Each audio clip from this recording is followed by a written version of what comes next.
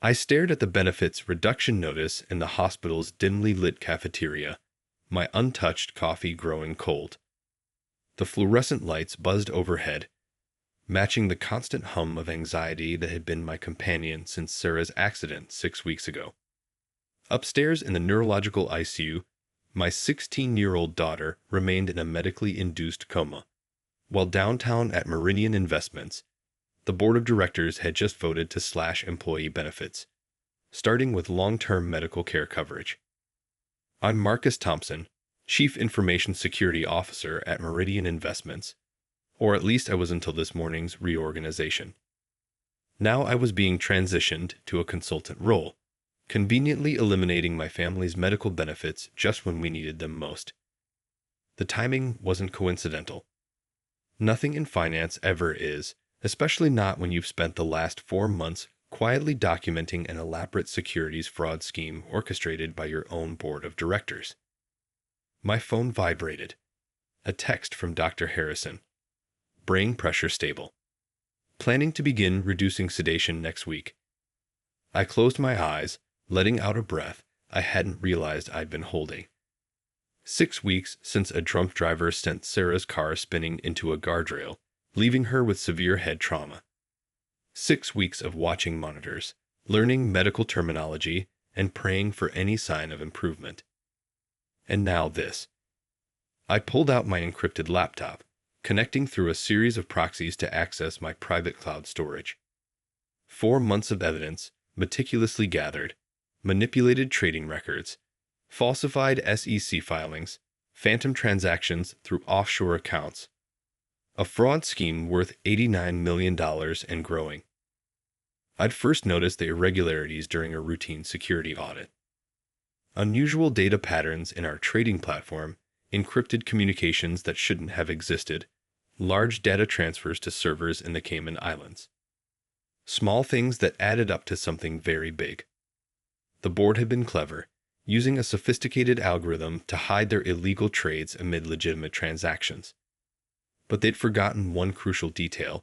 As CISO, I had access to everything.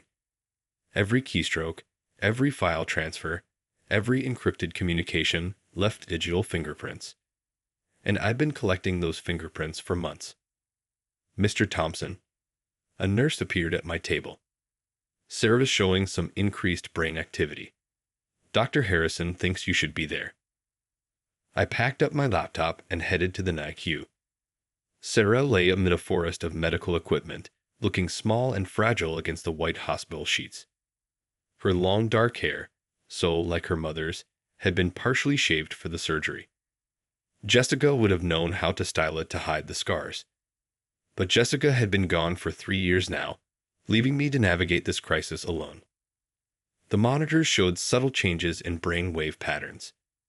Dr. Harrison pointed to the readings. These are encouraging signs. When we begin reducing sedation next week, we might start seeing real progress. And the cost? I asked quietly. Without the company insurance. He hesitated. We'll cross that bridge when we come to it. For now, let's focus on Sarah's recovery. After he left, I sat with my laptop, beginning the work that would bring down the entire board of Meridian Investments. First step. Organizing the evidence for maximum impact. The fraud scheme was elegant in its complexity. The board had created a series of shell companies in offshore tax havens, using them to execute a complex series of trades that artificially inflated certain stock prices while hiding the manipulation from regulators. But their real genius was in the algorithm they developed to conceal the trades. It fragmented each illegal transaction into thousands of micro-trades, each one just small enough to avoid triggering regulatory alerts. When reassembled, these micro-trades added up to massive market manipulation. My phone buzzed. A message from Kevin in 8. Board called emergency meeting tomorrow. Entire cybersecurity department being outsourced. They're saying it's cost-cutting. Of course, they were cleaning house. Anyone who might have access to their trading records had to go. And they were using my daughter's condition as cover, betting that no one would question eliminating positions while an executive was distracted by a family medical crisis. I began composing emails, one to the SEC's Enforcement Division, one to the FBI's Financial Crimes Unit, one to the Department of Justice.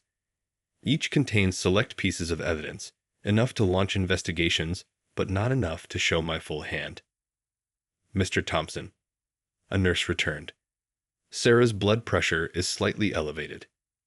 Nothing serious, but we're adjusting her medication. I set aside the laptop and focused on my daughter. The evidence could wait. Sarah couldn't. I held her hand, telling her about normal things. How her cat missed her. How her friends visited daily. How her college acceptance letter had arrived last week. MIT's still waiting for you, sweetheart, I whispered. Their cybersecurity program won't be the same without you. The irony wasn't lost on me. Sarah had inherited my fascination with computer security, spending her summers interning in Meridian's IT department. She'd actually been the first to notice something odd about the trading platform's data patterns. "Dad, these packets don't make sense," she'd said one evening. "It's like they're trying to hide something." A week later, she'd been in the accident. And now the board was trying to cut off her medical care, not knowing that a 16-year-old girl had been the first to spot their scheme. My phone buzzed again. Board Chairman Robert Maxwell himself. "Marcus, this reorganization isn't personal. Just business realities we can't ignore. Your severance package will be generous, assuming we have your cooperation." I smiled grimly. Maxwell was already trying to buy my silence, which meant they were worried. They should be. The evidence I'd collected would expose not just the fraud, but the elaborate measures they'd taken to conceal it. The next few hours were a blur of medical updates and covert communications with federal investigators. I planned this carefully, using Sarah's coding techniques to encrypt my communications. She'd shown me the algorithm herself, proud of her innovation. "Look, Dad, it's like a digital maze. Nobody can follow the path unless they have the key." By evening, I had confirmation receipts from all three agencies. Investigations would begin within days. I sat in Sarah's room, holding her hand and remembering the day she'd first shown interest in cybersecurity. She'd been 12, and I'd caught her trying to hack into the school's grading system.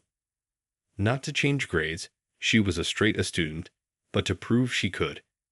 Instead of punishing her, I taught her about ethical hacking, about using her skills to protect rather than exploit. "Remember what I told you about white hat hackers?" I said to her still form. "We're the good guys. We catch the bad guys by being smarter, not meaner." A text from Kevin interrupted my thoughts. Board members in panic mode. Lots of closed-door meetings. Maxwell looking scared. Good. Let them panic. Let them wonder what I knew, what I could prove, what I planned to do with the evidence. They thought they'd rendered me harmless by cutting my benefits, not realizing they'd actually removed my last reason for restraint. Dr. Harrison stopped by for evening rounds. Brain pressures still stable. If this continues, we'll start reducing sedation on Monday.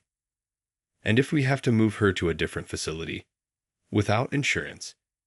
He put a hand on my shoulder. "Marcus, I've been doing this for 30 years. Trust me, things have a way of working out for good people."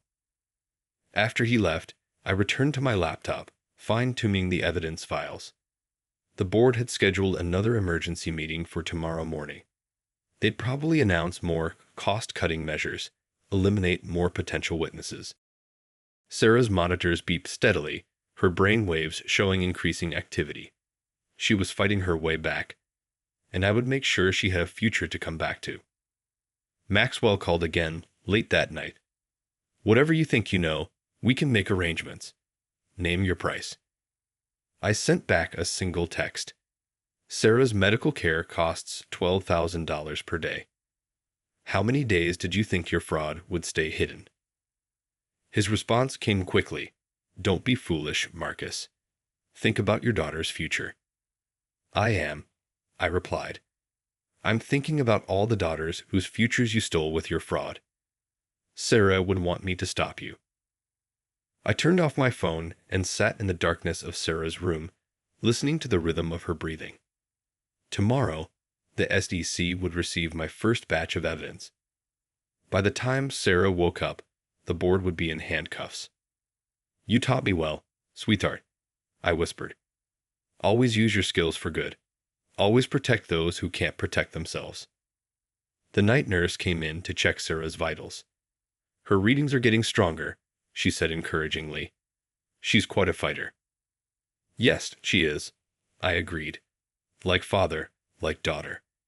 2 weeks after the board cut my benefits, I sat in the SEC's downtown offices with senior investigator Diana Wells, walking her through the intricacies of Meridian's securities fraud scheme. Sarah had shown positive responses to reduced sedation, allowing me to focus on bringing down the people who tried to abandon her when she needed help most. The algorithm's brilliance lies in its simplicity, I explained, displaying lines of code on my laptop. It fragments large illegal trades into thousands of microtransactions, each staying just under regulatory thresholds. When reassembled, they reveal the full scope of the manipulation. And they thought nobody would notice. Wells asked, studying the data patterns. They forgot that security people think differently. We don't just look for what's there. We look for what's trying not to be seen. The investigation was moving faster than anticipated. My documentation had given federal investigators a roadmap, and they were finding even more fraud than I'd initially uncovered. The total now approached $89 million in manipulated trades over 2 years. My phone buzzed. A text from Kevin. Maxwell hasn't been in the office for 3 days. Board called emergency session for tomorrow. I showed the message to Wells. They're preparing to run.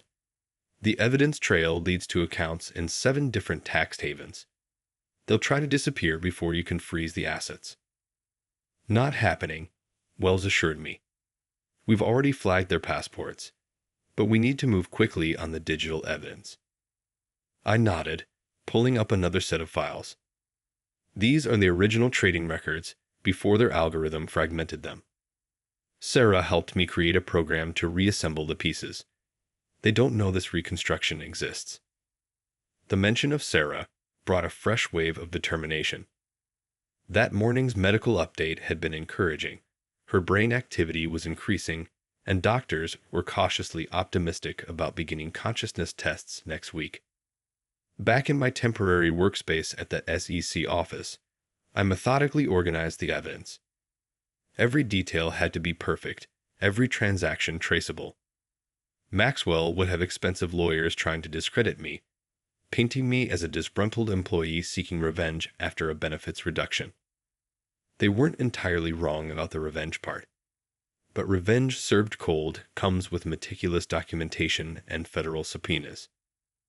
My phone buzzed again. Maxwell's number. Last chance to be reasonable. Think about Sarah's long-term care costs. We can make this very comfortable for both of you. I forwarded the message to Wells. Add witness intimidation to the charges. She smiled grimly. With pleasure. We're moving on them tomorrow morning. Want to be there? I shook my head. I need to be at the hospital. They're starting consciousness response tests. That evening, I sat in Sarah's room, watching her face for any sign of awareness as doctors reduced her sedation. Her latest brain scans showed promising activity in her language and memory centers. Your code helped catch them, sweetheart, I told her. That algorithm you noticed, it led us right to their fraud.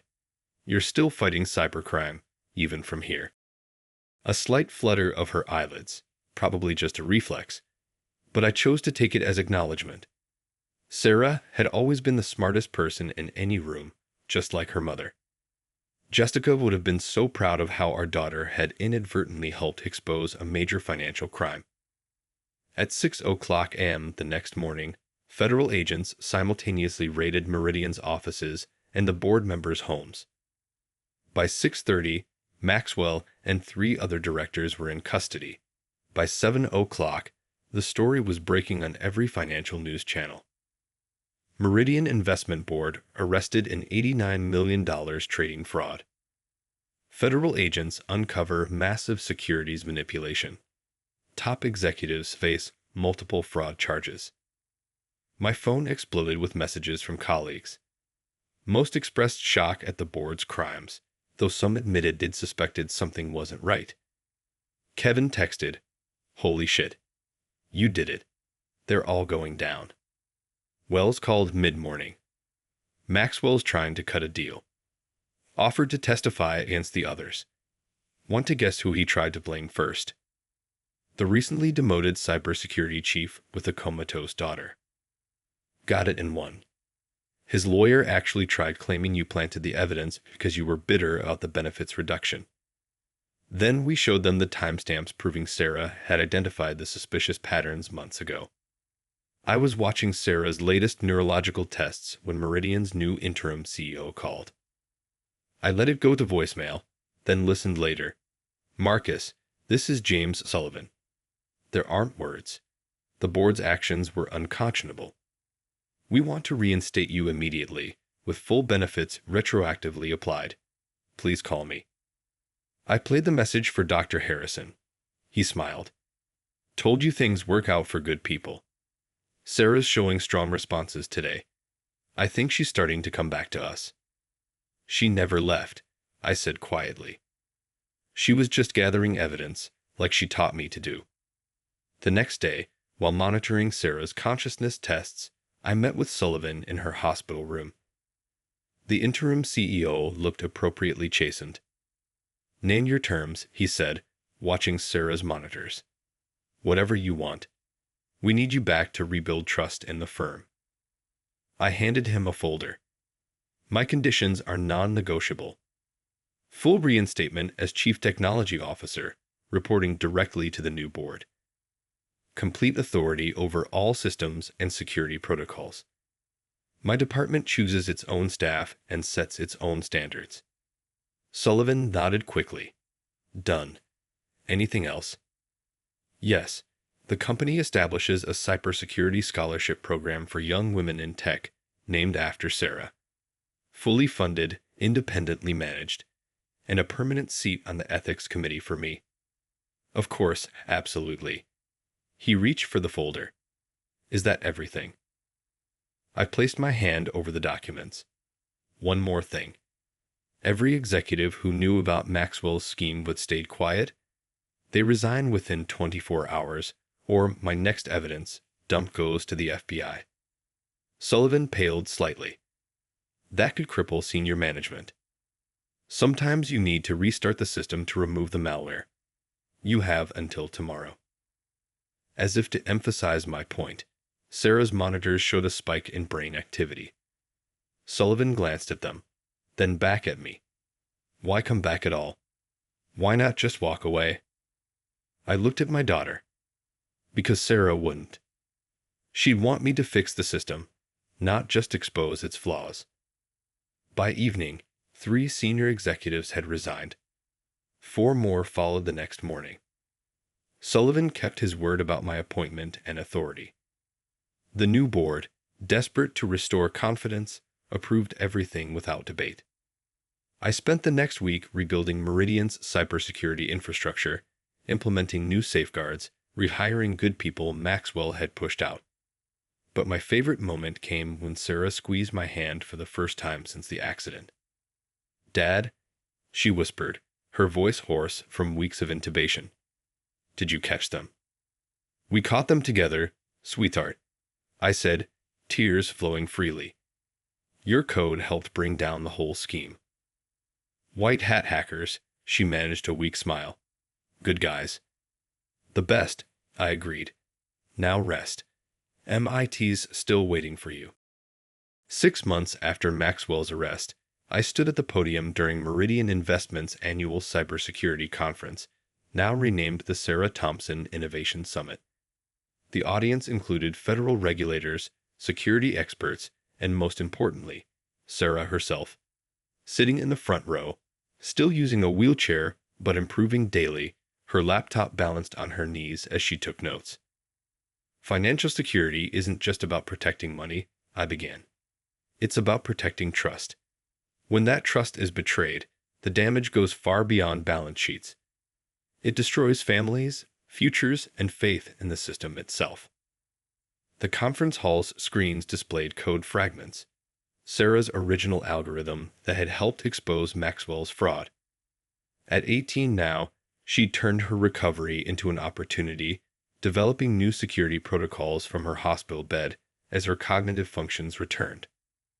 Last year, a 16-year-old intern spotted irregularities that our most sophisticated systems missed, I continued.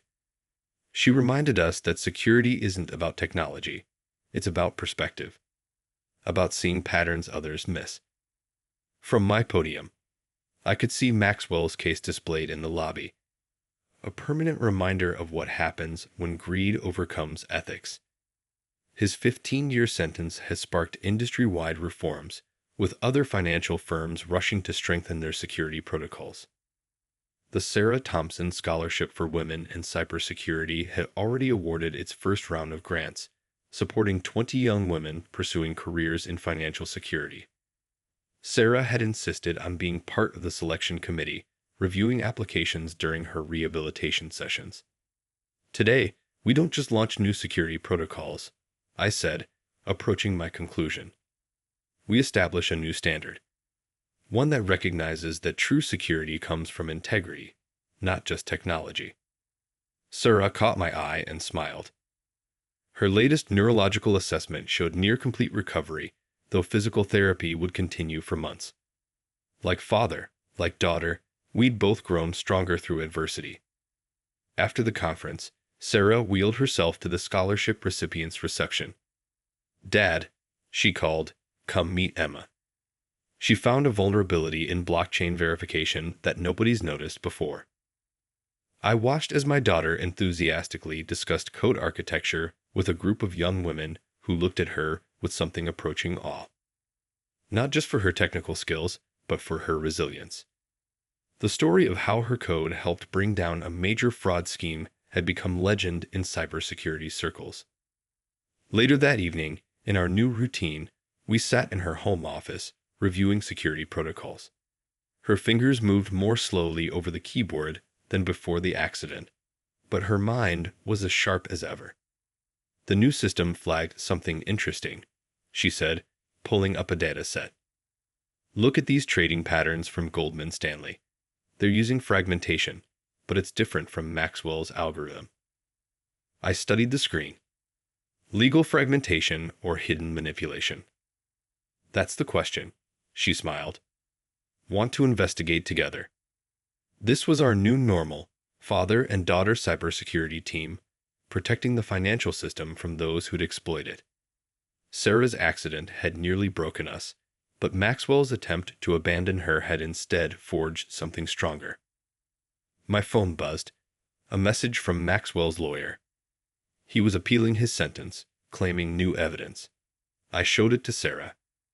She snorted. "Let me guess. Hell claimed the evidence was planted." "Probably. His last appeal tried to argue that your code was unreliable because you were just a teenager." "Send them my MIT acceptance letter," she grinned.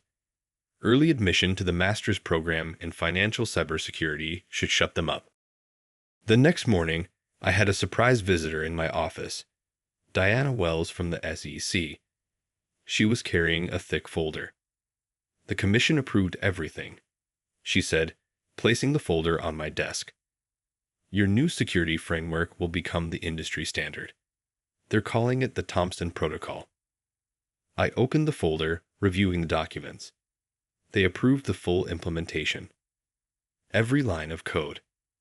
After Maxwell, nobody dares question enhanced security measures anymore. She paused. "There's something else. We want Sarah to consult on our new AI detection system when she's ready." I looked up sharply. "She's still recovering." "And coding circles around most of our senior analysts," Wells interrupted. "That pattern recognition algorithm she developed during rehabilitation. It's already caught 2 potential fraud schemes. Later that day, I gave a presentation to Meridian's new board about the Thompson Protocol. I told them about Maxwell, about pattern recognition, about the importance of ethical foundations in financial security. But mostly, I told them about a 16-year-old who saw what everyone else missed and refused to let a coma stop her from fighting cybercrime. Security isn't just firewalls and encryption, I concluded. It's about building systems that protect people, not just profits. That evening, as Sarah worked on her latest code project, she asked me about the new protocol naming. So they're naming it after us, both of us. Yes, because it took both of us to expose the fraud and build something better. She typed a few lines of code, then looked up. Dad, do you think Mom would be proud of what we've done? She would be proud of who you've become, I said softly, watching my daughter. Brilliant, resilient, and more determined than ever. And a little scared of how good you are at catching bad guys. Through code, not combat, she laughed, then turned serious. You know what's weird? If Maxwell hadn't cut our benefits, hadn't tried to abandon us when I was in the coma, we might never have stopped him. Sometimes the worst actions inspire the best responses, I agreed. Ready to look at those Goldman Stanley patterns again.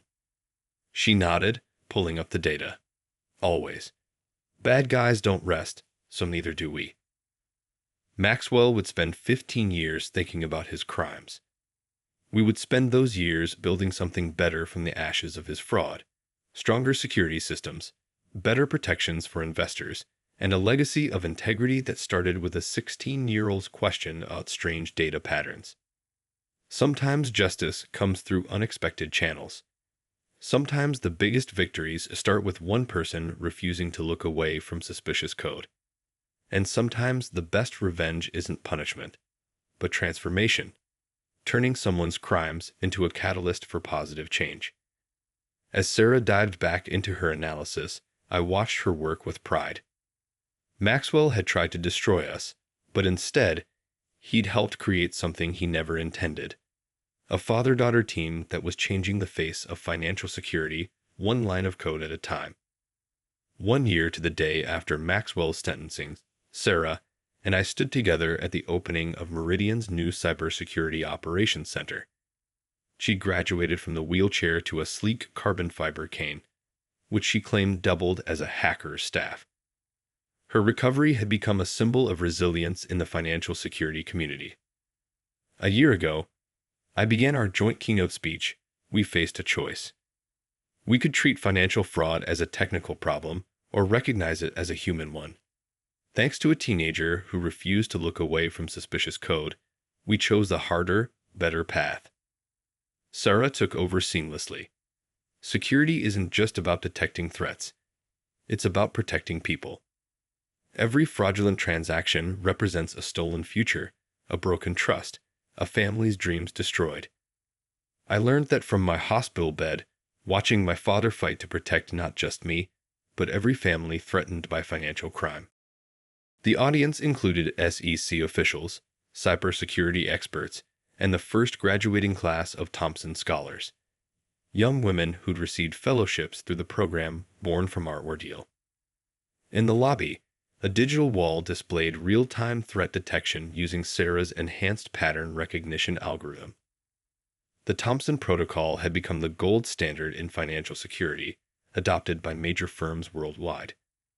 Sarah's innovations during her recovery had transformed how the industry detected potential fraud, earning her features in Forbes and Wired before she even started at MIT. After the ceremony, we gave Diana Wells a tour of the new facility. The pattern recognition is remarkable, she said, watching Sarah's AI system flag suspicious trading patterns. Goldman Stanley's attempt at Maxwell-style fragmentation wouldn't last 10 minutes under this scrutiny. 9 minutes, 17 seconds, Sarah corrected with a grin. We ran the simulation last week. Want to see the code? Later that evening, in Sarah's office, now adjacent to mine at Meridian, we reviewed the day's security logs. Her cognitive recovery had been matched by her professional growth, turning our father-daughter collaboration into a formidable security partnership. "Dad," she said suddenly, "I never thanked you. For not taking Maxwell's offer that day in the hospital. For choosing justice over comfort." I looked at my daughter, remembering the terrifying weeks of her coma, the rage at Maxwell's betrayal, the determination to make things right. "You would have done the same." "Maybe," she smiled. "But I learned it from you. White hat hackers fight with code, not revenge." My phone buzzed. The prison was alerting me that Maxwell had been denied parole. I showed Sarah the notification. "Good," she said firmly. "He can spend more time studying the Thompson Protocol." I made sure the prison library got a copy. The next morning, we received news that our security framework had caught another major fraud attempt, this time at an international investment firm. Sarah's system had detected the pattern before any money was lost. "See," she said, analyzing the data. "The bad guys keep using the same old tricks. They never learn." "But we do," I replied, watching her work. The same determination that had brought her back from a coma now protected thousands of investors from fraud. That afternoon, we spoke to a new class of security analysts. Sarah demonstrated her latest innovation, a predictive algorithm that could identify potential fraud patterns before they fully developed. "The best security," she told them, "comes from understanding both the code and the human condition. Every line of malicious code tells a story about greed, desperation, or arrogance. Our job is to read those stories before they become criminal histories." As the analysts filed out, one young woman lingered. "Ms. Thompson, your story, it inspired me to switch from pure coding to security analysis. Thank you." Sarah smiled. "Just remember, we protect people, not just systems." Later, reviewing security protocols in our shared office, Sarah looked up from her screen. "Dad, remember what you said in the hospital? About using our skills for good?" "Every day," I nodded. "We did more than catch the bad guys, didn't we? We changed how the whole system works." "You changed it," I corrected. "I just helped you wake up to do it." She laughed, then turned serious. "Maxwell tried to kill my future. Instead, he helped me find my calling. Karma has a weird sense of humor." Looking at my daughter, brilliant, unstoppable, and wholly dedicated to protecting others from financial predators, I couldn't help but agree. Maxwell's cruelty had backfired spectacularly, creating not just a new security standard, but a new generation of ethical warriors in the financial world. "Ready for tomorrow's board presentation?" I asked. She nodded, pulling up her latest security innovations. "Always ready, Dad. The bad guys never rest." So neither do we. We finished together, turning back to our screens, father and daughter united in our mission to protect the future, one line of code at a time.